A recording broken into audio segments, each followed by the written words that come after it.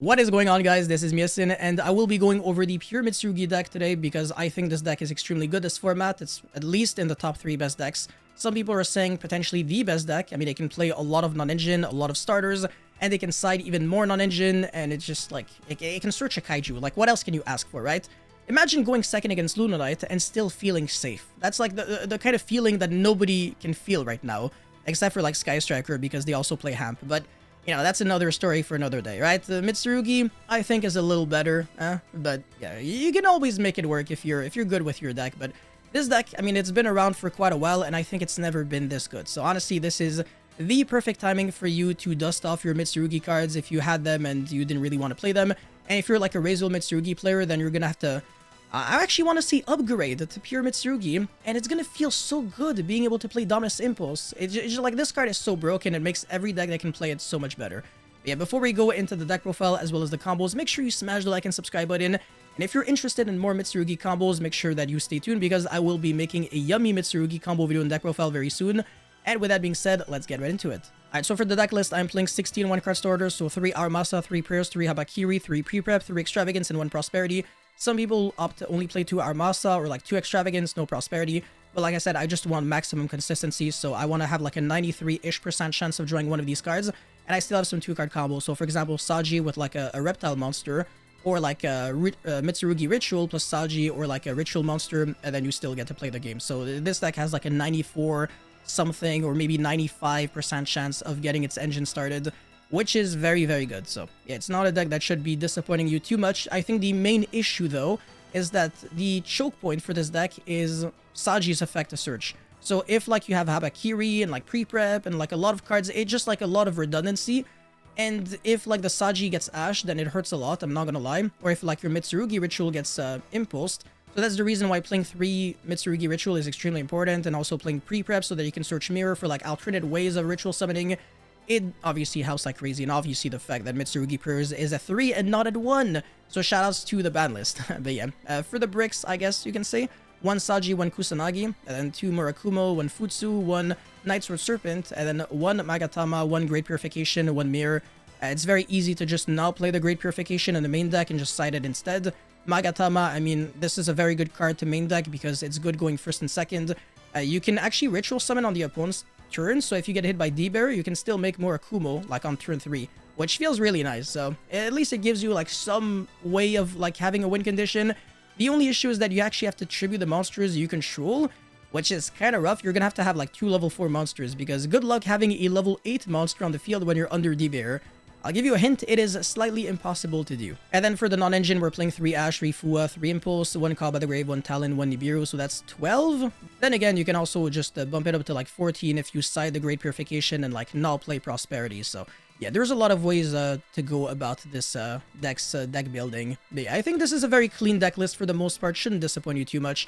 And for the extra deck, since this is an Extravagance deck, we're playing a lot of 2-ups, so all the ones that matter, like Dynamundo, SP, IP, Galen Granite to search the Nibiru, I would max them out. I mean, I would play 2 copies of them, and then I'm also playing 1 Dugaris to double the attack of Murakumo, but bump it up to 64 so that I can run over like Liger Dancer and just OTK my opponent, because this is not like Razor Mitsurugi where you have like infinite pushes, so sometimes OTKing can be a little difficult, but it's not like the end of the world. It's actually not super difficult at all, honestly.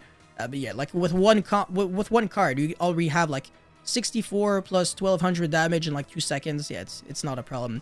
Actually, you have way more than that. You also have Habakiri on the field, so it really is not a problem. Like, basically all of your 1-card combos are 1-card OTKs, so you should be Gooch. Baguska, of course, for some annoying decks. Evolswarm Exciton Knight for going second, and also Light Dragon Adgnister. It's a great card at protecting all of your monsters and also playing through a second Liger Dancer in case like you kaiju your opponent. And then you make a Light Dragon, and then you also make like a Dugaris plus Murakumo. And then 2 Typhon for going second. Again, it's like an Extravagance deck, so it doesn't really matter too much. And then the 1 of Zeus. For the side deck, we're playing 3 Droll for the Mirror Match, 2 Nibiru for Yummy, as well as, I guess, the Mirror Match if they play into Nibiru every single time. Wusu for Lunalite. I can't really think of any other matchup where Wusu is fantastic, but yeah, for the Mirror Match, it's pretty good. And then 1 Dimension Shifter for Dragon Tail, Yummy, and Lunalite. And then 3 Ritang C for Lunalite and Dragon Tail. Bestials for the Mirror Match and Lunalite. And then Dimensional Bearer for literally everything. This card used to not be the best last format because of the existence of Vanquished Soul, which was a link-based strategy, and also a deck that just had like a very good main deck game plan.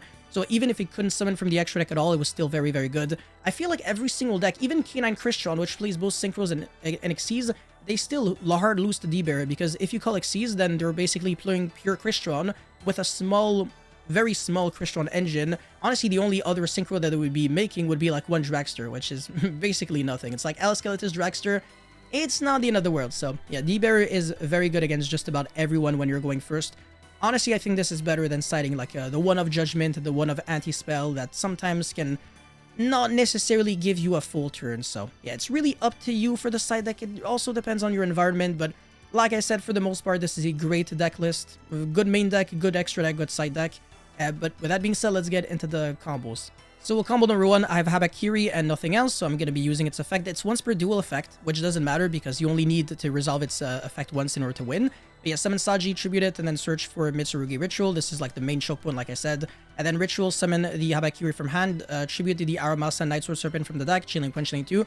This plays harder into Imperm on your Kusanagi, but it's not the end of the world. At least we're getting Night Sword Serpent in rotation, so our end board is better. And we can also make a Gallon Granite here. But if you want to respect Imperm as much as possible, you're sending Kusanagi as well as Night Sword Serpent, I guess you can say. And then you can almost summon like a Chummy and then make Gallon Granite. It really depends on your hand. But yeah, search your Nibiru and then activate the Mitsurugi Ritual. Tribute for the Murakumo using the Habakiri from the field.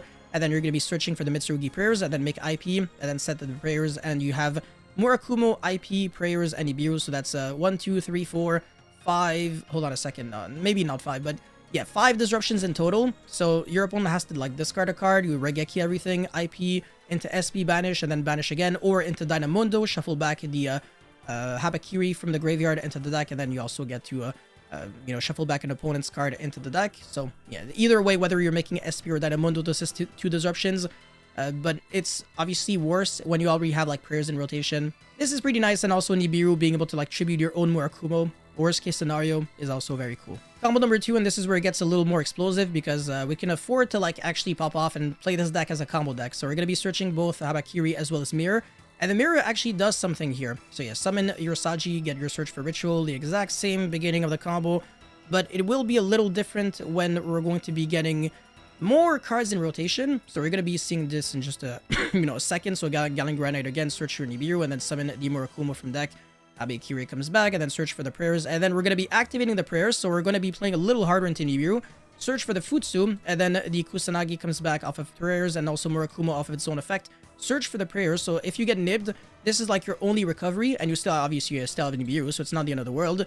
But we're going to be playing very greedy, so we're going to be making the IP here, and then Mitsurugi Mirror, summon the Murakumo back from the grave, and tribute the Futsu from the hand, and then you're going to be searching either Magatama or Great Purification, depending on what you're playing.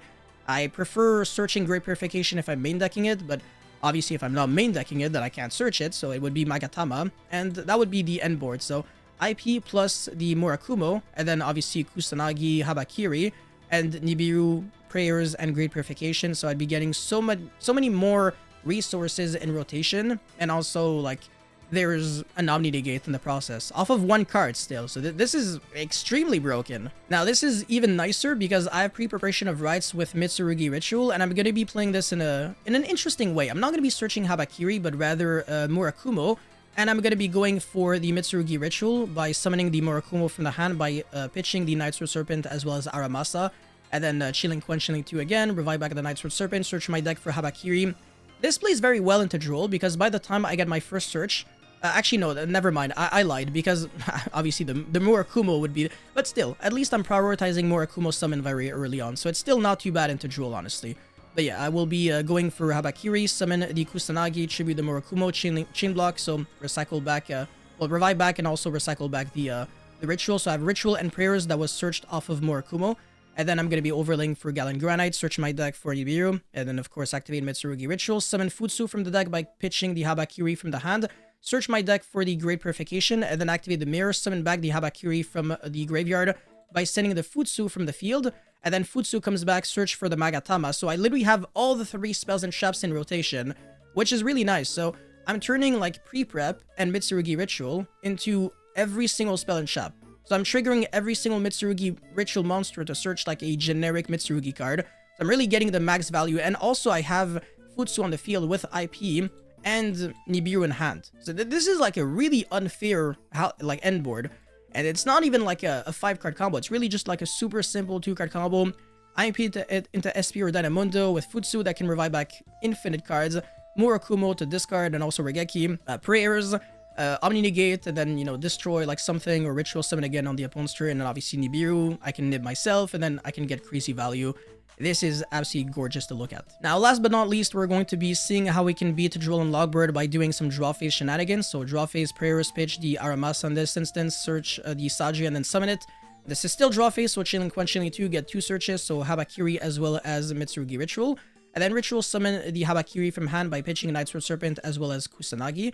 So again, oops, Chilling Quench, Chilling 2, recycle back the Ritual and revive back the Nightsword Serpent.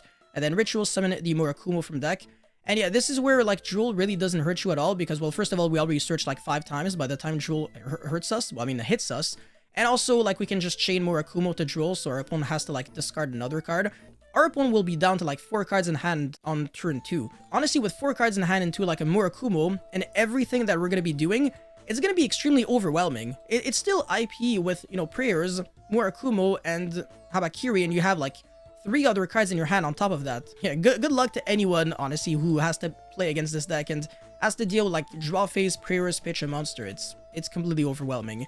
But yeah, that's it for this video right here. Thank you guys so much for watching. Don't forget to like and subscribe and let me know how you feel about Mitsurugi in the comment section below. I'll see you guys very soon. Peace.